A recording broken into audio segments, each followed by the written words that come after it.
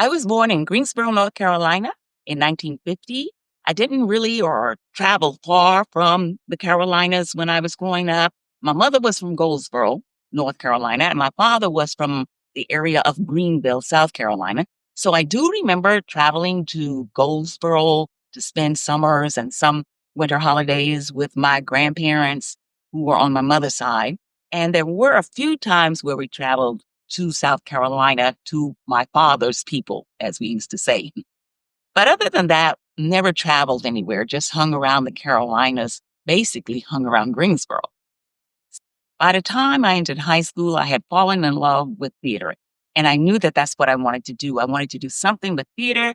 And I was thinking that what I wanted to do was be on the stage. I wanted to be an actress. Well, we had come to that time in our lives where we're getting ready to go to the last year of high school, and people are asking, well, what do you want to do when you grow up? What are you going to do when you graduate? And so I started off by saying, I want to be an actress. And I quickly learned that that was not the right answer. People didn't know how to process that. A lot of people just tried to talk me out of it. I was told how impractical that was. And even my own parents would say, girl, you need to do something that you can fall back on. And I got it. I understood. I mean, I realized that we didn't know anybody who made a living as an actress. We heard about people on TV and we read about people, but we didn't really know anybody who actually did it. And we all had heard those stories about the struggling artist and how you could be a very fine actress and get one big break. And then after that, nothing. So I got it, but I still wanted to try it for myself. But what I learned to do was to not tell anyone that I wanted to be an actress. I started telling people, I want to be a nurse. Yeah, I'm going to be a nurse. And when I would tell people I was going to be a nurse, they liked that and they encouraged me and they were happy and I was happy. It was in the 11th grade that I read about this school up in New York City. Now I knew that if I really was serious about being an actress, I needed to get to New York City. So I read about this school up there, which was part of New York University. Aha, a university where I could take acting classes. Two birds with one stone. And I read about this school. It was a new school. It was a new part of New York University, and it was called the New York University School of the Arts. And as I read about it, it talked about how the students there, and I believe at that time it was in his first year when this article was written, and the students there take acting and voice and singing and dance and circus and just all kinds of performing and acting classes all day long. Well, I wanted to go to that school. So I wrote them a letter and I said, I want to go to your school. They sent me back a packet of things to fill out, an application. Basically, it was the New York University application with a component in there to fill out for their new school, the School of the Arts. And so I was so happy to get this packet and I started filling it out right away. I was just so diligent and just so precise about everything that I wrote, my essays, how I filled out the form. So on the day when I finally had all of my work done, I was about to put it in an envelope, a large envelope to send it off back to New York University. And I'm just checking over the list to make sure I've included everything in my package. And I get down to the bottom of the page where they have the things for you to check off. And I see at the bottom in small print, it says, please don't forget to include your $100 non-refundable application fee. Oh my God, $100 was a lot for our family. I mean, it wasn't that many years ago that my mother was making 25 cents an hour cleaning people's houses. Oh, how was I going to ask for $100? But there was nothing for me to do but ask because I couldn't send in my packet without the non-refundable $100. So I went to my mother and I said, Mama, I really need $100 to send in my application. And I didn't say School of the Arts. I said to send in my application to New York University. And my mother said, $100. And she just looked at me and she walked away. And then I went to my father and I said, Dad, I need $100 to send in this application to New York University. Again, I made sure to leave out School of the Arts. I said, I need $100 to send in my application to New York University. And my father said, $100. And then I don't know what he said after he stopped laughing, because when he started laughing, I just walked away. So for the next few weeks after school, like clockwork, I would go to my mother and I would say, Mama, I really need $100 and I'm going to get a job this summer. And I'm going to make sure that before the summer is over, I will have paid you back the $100. But if there's any way that you could get $100 and let me have it so I can send in my application. So that went on day after day after day for more than a week. And then one day when I came home from school, before I could say anything, my mother came to me and she said, here's your $100. And I thought, wow, my mother believes in me. And my mother said, I borrowed it from the loan company downtown.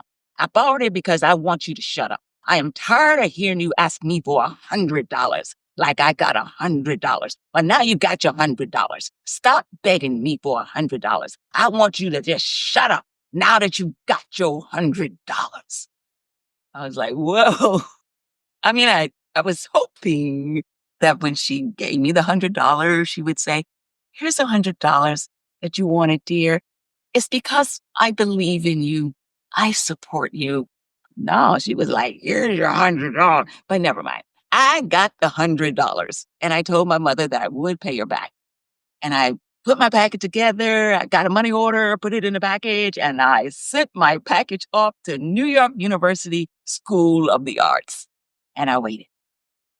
A few weeks later, I received a letter back from New York University School of the Arts saying that they were scheduling an audition for me in Washington, D.C. I didn't really know anybody in Washington, D.C., and I'd only gone there once with the Y teams when we took a bus trip to see the monuments. But the good news was that by now, my sister was a freshman at Howard University, and Howard University just happened to be in Washington, D.C. So I was able to convince my mother about this audition by really playing it up like I was really going to visit my sister. So my mother said that my sister needed to meet me at the bus when I got to DC and that she was to escort me to the audition. And that is what we did. For the audition, we were to do two monologues, one that was classical and one a little more contemporary. Well, for my classical, I did Shakespeare, Macbeth, that was a witch. And for my second piece, I did a scene from the play, The Glass Menagerie. I did them, I came back to Greensboro, and I waited. A few weeks later, I did receive a letter from New York University School of the Arts. Oh, I opened it very carefully. It was a thick kind of package, so that's good, right? And I looked underneath and I did see the word congratulations. I'm in, right? I'm in. And I'm looking through all the papers and they're giving dates for when this is going to happen and when you should arrive and what's going to happen here. And I get to one page and it says, and remember that you need to have your deposit in, a deposit in by this date, and then the rest of the semester tuition would be due on this date. Well, I looked at those figures, and even at that time, I just had to say to myself, girl, you're going to have to get yourself another dream. School was so expensive. My parents didn't make that much in a year what they were asking for a semester. I mean, even if I had gone to all my neighbors and said, neighbors on my block, would you just donate your yearly salary to me so that I can go to this school? It still wouldn't be enough.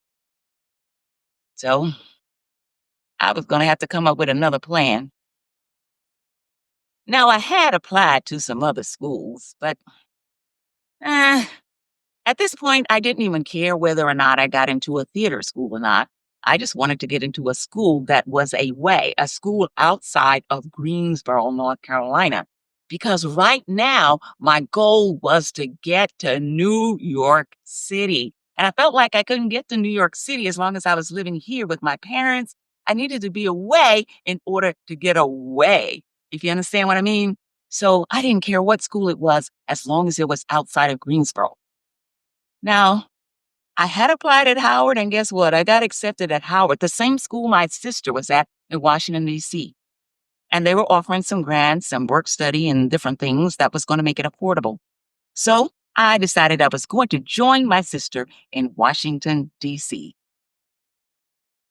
The day before I was to leave to go to Washington, D.C., I received a telegram from New York University School of the Arts.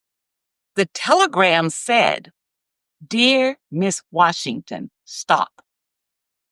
Due to the untimely death of Dr. Martin Luther King Jr. and the unrest on our campus, stop. Monies have been made available to bring more minorities into our program. Stop. Congratulations. You have been awarded a Dr. Martin Luther King Jr. full grant to New York University School of the Arts." And I said, "Ma, I'm going to New York City."